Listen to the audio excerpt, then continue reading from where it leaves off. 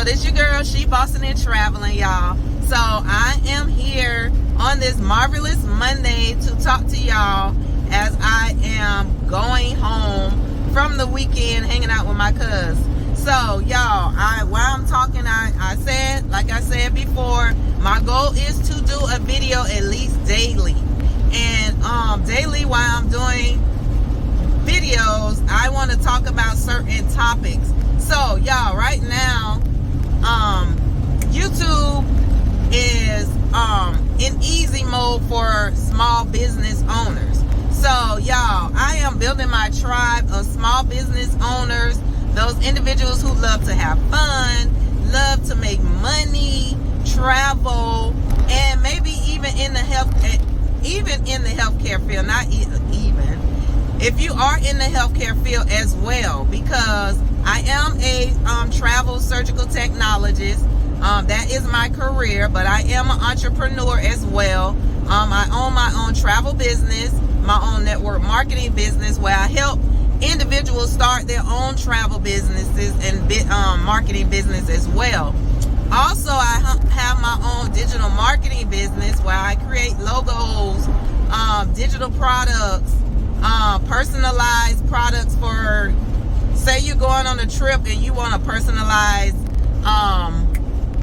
t-shirt made, also logos, y'all, all of that stuff, anything you could think of digital. I have digital products, all of that good stuff. So I have a business for that. Also, this year is my first, I'm doing taxes, y'all. So I am a tax preparer, and one of the reasons why I started doing that was for myself, because I have all these businesses and I wanted to learn how to do my taxes for myself, and go from there, y'all, because I did my taxes one year and cheated myself out of so much money, y'all. So I was like, you know what, let me go ahead and learn how to do this. So yeah, so let's get into it.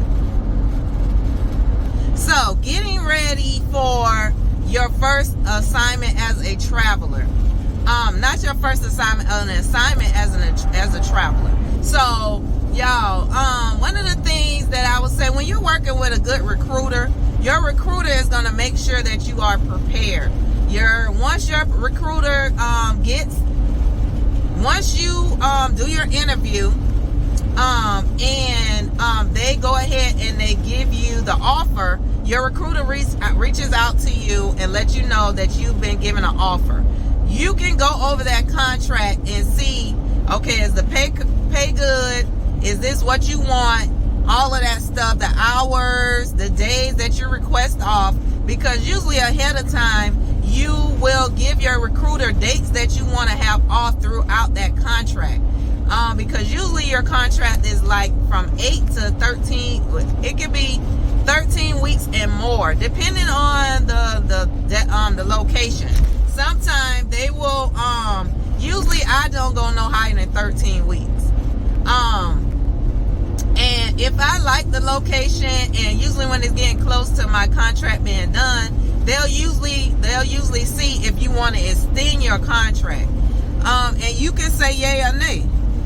But the good thing is you do not have to go through the employer. You go through your recruiter. So you let your recruiter tell them no or yes. And go from there. Or you can negotiate through your recruiter. So like my last contract, they wanted me to extend for another 13 weeks. And I was like, yeah, no, that's going to go into the winter. I'm not trying to be up here when it's snowing. I will do another 4 weeks. I'll do another month, but I'm not doing another 13 weeks. Y'all, she went back, discussed that, negotiated that with them. And y'all, they was like, okay, yes, of course. That's it. And then I was done with it. I was like, and in the meantime, I want to take this amount of days off. Y'all, this is why one of the reasons why I love being a travel healthcare professional. Because one, when you in your local hospital, they dictating when you off, giving you PTO. They dictate when and when you can't use your own PTO time. And that's crazy, y'all. I think that is so crazy. If you accrue this time, who are you to tell me when and when I can use it? No. When you are on your travel give them the time that you off. The employer can decline if they're going to give you that time or not, but you can go back and negotiate the days.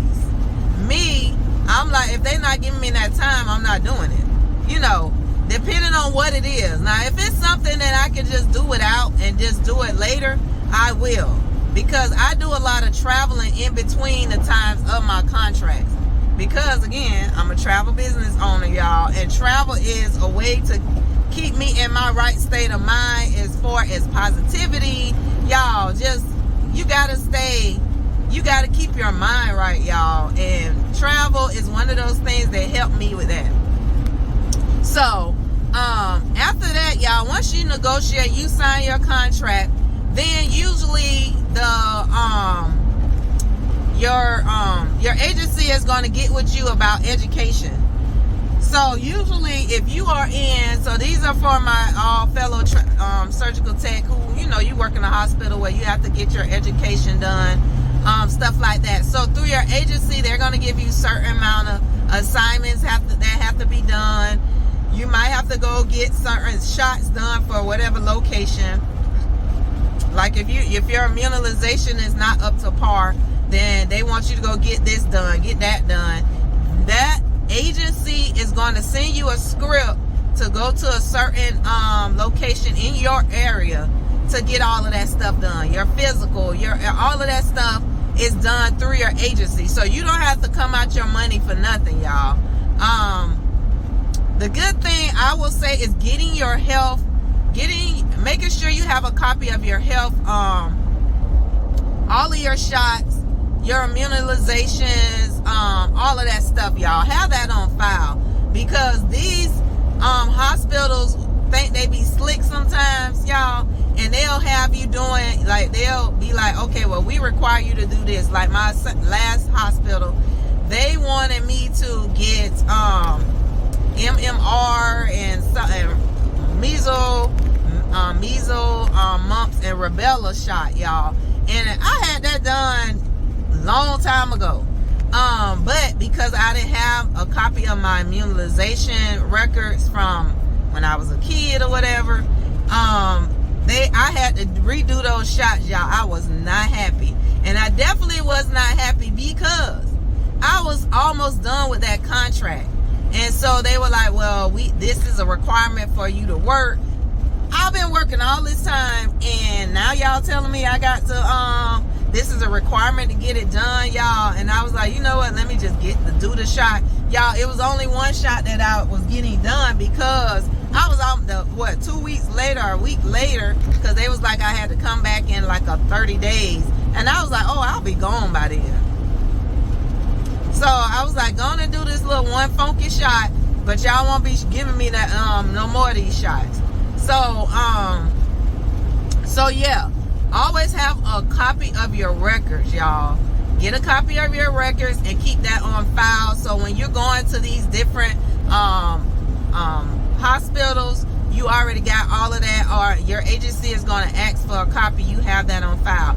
The copy that I had was from my last hospital, which I was there 18 years, y'all. So I didn't really have to be doing all of that. All of that stuff was already done when I initially started 17 years ago, right? So yeah. So once you get all that stuff done, they send you your education, everything that needs to be done. They give you a time frame to get it done before your contract begins. So you get a start date of when your contract begins, and this is where you start making all of your arrangements. Especially if you're going to be working out of state. Luckily this time, y'all, I'm going to be working in my local state, so I don't really have to do all of that, finding somewhere to stay, all of that stuff, y'all. So, but when you're in another state, you got to find you some housing if you don't let your agency do it for you. Like I said in another video, it's best that you do it for yourself. Now, if you're new, like I was, my first assignment, I let them find me somewhere for the first 2 weeks. After that, then first 3 weeks. After that, once my check started building up, then I was able to find, I started finding locations closer to the hospital where I was working. I was in Cali at that time, so I wanted to find somewhere closer to where I was going to be staying at. So that way, because I was using the public transportation, that way I could just get on the bus, get dropped off in front of the hospital. I was done with it. Luckily, I was working at a college hospital, because usually when you are working at a lot of these out-of-state hospitals, it's usually a college, it's a teaching hospital. So it's usually affiliated with a college. So when you're on a college campus, that's even better, because I was on UCLA, so I knew that campus, they were not gonna, college students are in and out of there every day. So I was like, okay, yeah, I'm good. So yeah, finding you somewhere to stay is the next step. And arranging it, if you got somebody in your local area, like a family or friend, get with them and negotiate. If they got a room you can rent out and stuff like that. Because then you could keep it in the family. You could give them a few $100s, and rent out the room that way. Or if you use Airbnb or your local area, like I said, I have my own travel business, so I was able to book hotels and vacation rentals from my own business. So not only was I saving money, I was making money. So that's why I usually tell people, we ain't gonna talk about right now. I'll talk about becoming a travelpreneur in another video. So yeah, once you find your housing, then get your transportation together. If you're going, then you'll figure out if you're going to drive or if you're going to fly or if you're going to leave how you're going to get there. My first assignment, like I said, when I went to Cali, I was going to have my car shipped to Cali later. But once I got there and I saw that traffic and how crazy it was, I was like, Mom, I'm leaving my car here. I will learn how to ride the bus and the train and Uber and Lyft wherever I gotta go. And that's what I did, y'all. And I can say I actually saved money, because the parking, the traffic, I got so spoiled that whole time I was there without having to worry about driving, parking, none of that stuff. If I wanted to go do something fun on the weekend, I'll Uber and Lyft. I don't think I paid, the highest I think I ever paid for Uber and Lyft while I was there was probably $30. And that's because I went to a whole nother part of Cali and back. So yeah. So I love that, y'all. Even me going to work certain days was like $8, $7. Like, cause that's how close I was staying from there. And the only time I'll catch an Uber or something was if it was raining. So if it was raining, I was not standing out in no bus stop. Now I usually have my raincoat in case, because during that time of year, y'all, I was there during their like January. So it was their winter time, y'all, and it was raining and drizzling and it misty, and it sucked. So yeah, once you get your assignment together, you get your arrangements as far as that. Once you get all that together, y'all, once the date comes when you go get there, I usually suggest getting there at least the weekend before your start date, so that way you can go to the hospital and see how far it is from where you're staying, and you can get a feel of the area that you're going to be in. You can get a feel of what time you think you got to get up to be to work on time or early, because usually that first day you want to get there early, because one, you don't know that hospital, you don't know the parking that well, and once you get in there, you don't know how far you got to go to meet for your orientation, because usually they give you all those instructions the week, like a few days before your assignment starts. They'll say, your recruiter will send you, here's your assignment info, or the coordinator from the hospital will email you everything you need to know as far as if there's uniform colors that you gotta wear, to what time you need to be there the first day, what floor, all of that stuff. All your instructions will be sent to you. So once you get all that and you get to that area that weekend, you can fill it out. You can fill out where the hospital is, all of that stuff. So you know, y'all. Do that. Don't try and go the day of, because I can promise you, you probably going to be lost unless you get up real early and leave really early that day, to give yourself ample amount of time.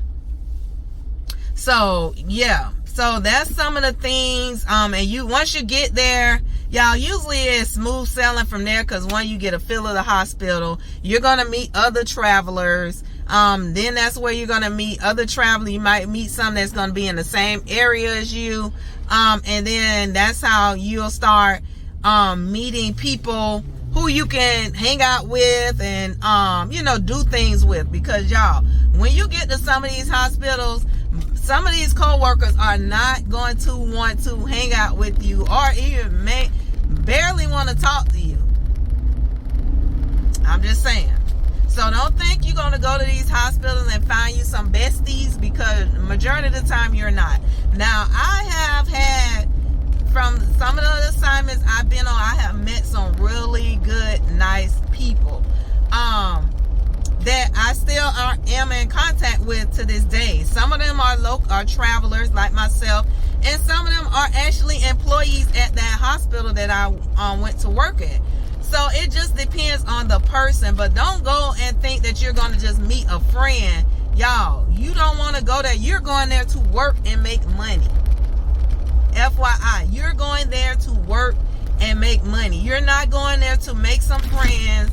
You're not going there to meet your next husband. Now, if that happens, you're not going to meet your man. Now, if that happens, that happens. Because you're going to meet a lot of people, from residents to fellows to surgeons. You're going to meet a lot of people. Now, don't get me wrong, but don't go there with the expectation that you're just going to go to this place and they're just going to welcome you with open arms, because they're not. One, you're a traveler. They already think that you're making way more money than them. So they're not going to welcome you with open arms. They're going to look at you all side-eyed and everything else. Some people going to talk to you, some people not. But you got to this is where you have tough skin. And this is something that my instructor taught me when I was in tech school. You got to have tough skin in the healthcare field. Because, y'all, these surgeons some of them are not the nicest.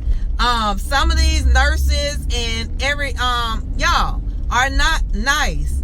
And so you have to have tough skin, and you got to be willing to take up for yourself, because some of them are not going to be nice to you. I'm just saying. They're not going to be nice to you. And if you are a little soft-hearted person and every little thing get to you and you going to cry as soon as somebody yell at you or, give you an attitude, then I'm going to say this is not for you. Don't go travel. Stay at your local hospital and deal with them aggravating behind surgeons that you deal with at that hospital. And continue to get paid peanuts. That's what I'm going to tell you. That's what I'm going to tell you, because I'm going to be real with you. One thing I'm going to do is be real in these videos, especially when it comes to my fellow surgical technologists, y'all, because people don't tell you the raw and real truth when it comes to traveling. And this is stuff that I've learned since I've been traveling. Yeah, you get paid good money and stuff like that, but it's things that come with that good money. And it's the same thing you deal with your local hospital. With your local hospital and your local surgeons and doctors. But now you're dealing with strangers that you haven't dealt with. Because it's one thing when you work in a hospital and you done been dealing with these surgeons for years. So you know them. You know them by now, right? But when you go in a new hospital and you got to learn new people, their attitudes and all of that, then you got to learn how to deal with that. And you can't go in that hospital crying and, all of that stuff, and you're a traveler, because they already gonna be like, oh, you should know that you're a traveler. They already expect you to have experience. So if you are new out of tech school and you have less than a year worth of experience, don't travel, y'all. I don't travel. Give yourself a while, because even in your first year of surgical tech, being a tech, you do not know everything. I still don't know everything, but I know within that year of my first year, your anticipation is not up to par. Your people skills as far as dealing with these surgeons, a lot of your skills with memorization, of course, with the instruments, is you learning that as you go. But y'all, I'm telling you from the experience that I've seen out here with new travelers and people who are under a year of experience of work, y'all, they be crying. Y'all, and yes, you're gonna get talked about. They talk about, of course, they're gonna talk about us, and I don't care. Like, I'm one of those people, tough skin, baby. You can talk about me. That you cannot stop me from what I'm doing. I know my job. I know what I'm supposed to do. But if you know you don't know, don't go telling people you know what you're doing and you know you don't know it, y'all. I'm telling you from experience. So one thing I'm going to do is tell you the raw, honest truth. So if you are a surgical tech and you're thinking about becoming a traveler, it's something that you want to do, I say do it, but make sure you got the experience to do it, and make sure you got tough skin. Have the tough skin. Be open for you, because you go to a hospital, they're gonna think you don't know. You got to be willing to go with the flow as far as their way of doing things, because a lot of these hospitals have certain ways that they set up. Like, they have, some of them have universal setups. So you gotta be able to do everything. You really do. You're gonna have to learn their setup, because that's how they want you to do it. Like, you gotta be able to work with any kind of setup. Like me, I'm not a person where I have my own personal setup style, but if I'm at a facility where they have a universal setup, you have to learn that. You have to do it how they do it, y'all. Are you gonna hear them, oh, that's not how we do it, or you gonna hear everything, y'all. So you got to be willing to be ready for all of that. You really do. So yeah. So y'all, I'm gonna go ahead and go. But I will be back with another video. So make sure that you hit the subscribe button, the like button, and comment if you are a surgical technologist, or is something that you're interested in learning, or you want to become a surgical technologist. Yeah, all of that good stuff. Put that in the comment section. And I look forward to getting to know some more of you guys. My goal is to post every day. But if not, my scheduled days are Tuesdays and Fridays, y'all. So make sure that you like and subscribe and follow me for more. All right, later. Peace.